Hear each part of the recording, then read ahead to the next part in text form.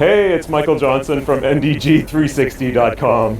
I'm in Amsterdam with Alexander Baum that I met through various contacts around Netherlands cycling. So we're here.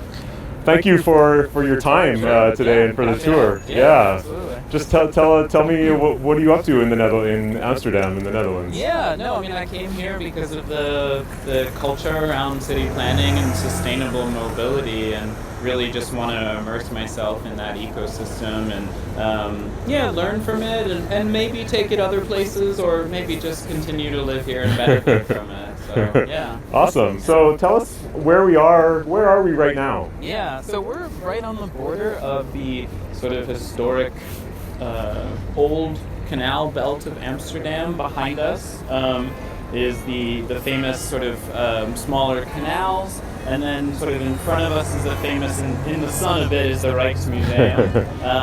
So we are standing, right, if this was, 300 years ago, we would have been standing right on the edge of the city. There would have been a wall over there.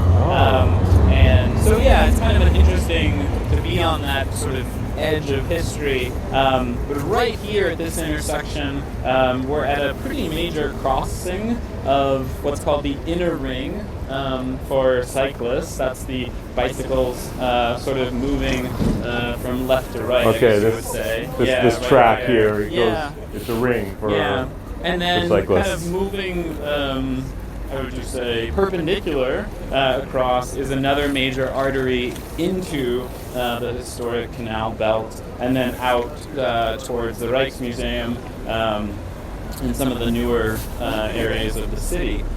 So that's again for cyclists? For cyclists, yeah. Okay. For cyclists and pedestrians, but no vehicles. Vehicles are not allowed through the tunnel in the Right. Rijksmuseum. So what you have here is a pretty major intersection. You can see today a lot of pedestrian traffic. On a normal business day at rush hour, you would see a ton of bicycle traffic crossing here, and then also tram and some vehicle traffic.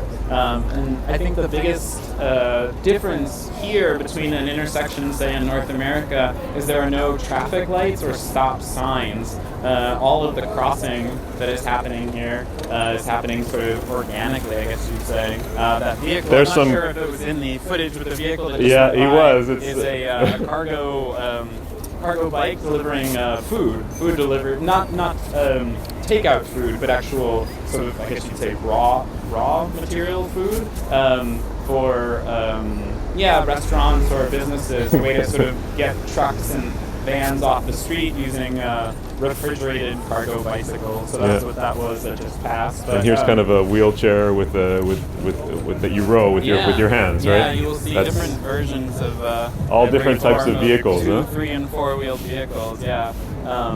But I think the biggest takeaway here is just that all of this works because of the sort of human to human dynamic and interaction. It's not some kind of higher power in the form of traffic lights or stop signs saying stop, go.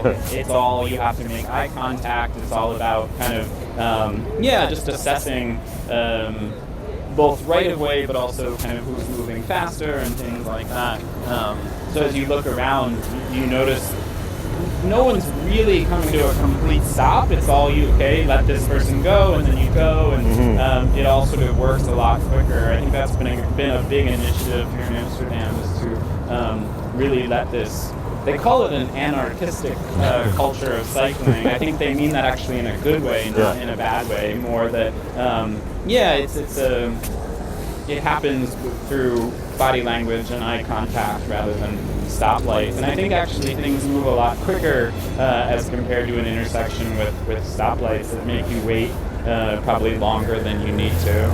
It's not to say that there aren't collisions occasionally, but I think they're quite rare here in Amsterdam. So yeah. And I suppose when they do happen, it's also in this context. It's at a lower speed. It's lower risk of damage, I guess, in that sense. Yeah, everyone from North America always notices that no one is wearing helmets, and my parents always ask, sort of, well, why don't I wear a helmet? Because when I lived in Philadelphia and New York, I wore a helmet. But I think, the combination of the reduced interaction with large vehicles, the lower speeds, I think that's a huge element to everything.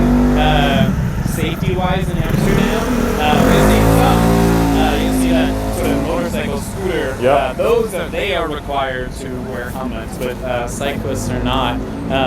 Yeah, I mean, I've been in sort of small kind of collisions with other cyclists and never really had a major issue. Again, it's not to say that it doesn't happen, but I think some of these cities that are pushing in North America, that are pushing for very strict helmet laws, I don't know that it actually makes things safer, because I think it actually deters people from cycling and then pushes them into other less safe modes like vehicles. So I think sometimes there's this trade-off that you have, sort of this like tolerance of a little bit of chaos in order to have a greater good.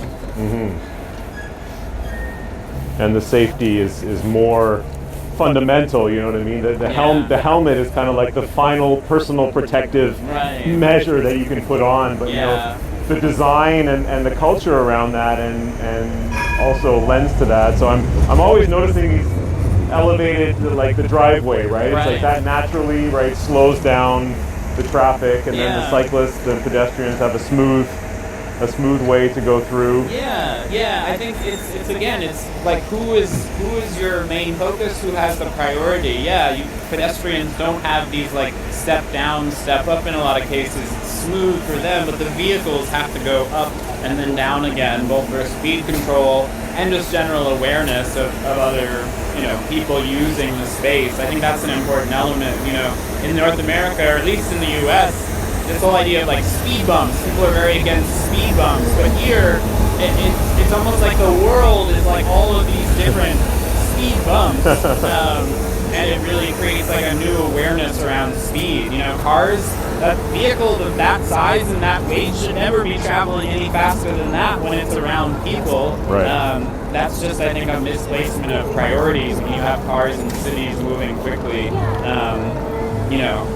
I mean, this is somewhat of an extreme example here in this intersection with the number of pedestrians and cyclists, but I think the point is here that they are the priority and not these vehicles. The vehicles are the exception. They are sort of the guests. Right. In fact, a lot of the... Auto is like Gast, or... Exactly. They are guests here. So, I mean, it's not true everywhere. You go out to some of the newer parts of the city and it feels a little bit more like North America, but... I think they've done a really good job at kind of prioritizing pedestrians and cyclists. But it's always going to be a challenge in a city with not a lot of space, no matter, with so many different modes. Like, I think there's even a challenge on the cycle paths with some of these new either electric bikes, electric scooters, motor scooters. It's like, do they then get their own separate lane? Do they go with the cars? Juggling all of these things, I think, is very tricky. So you're never going to make everyone happy. That's probably impossible. Right. Thank you so much for this tour of this intersection.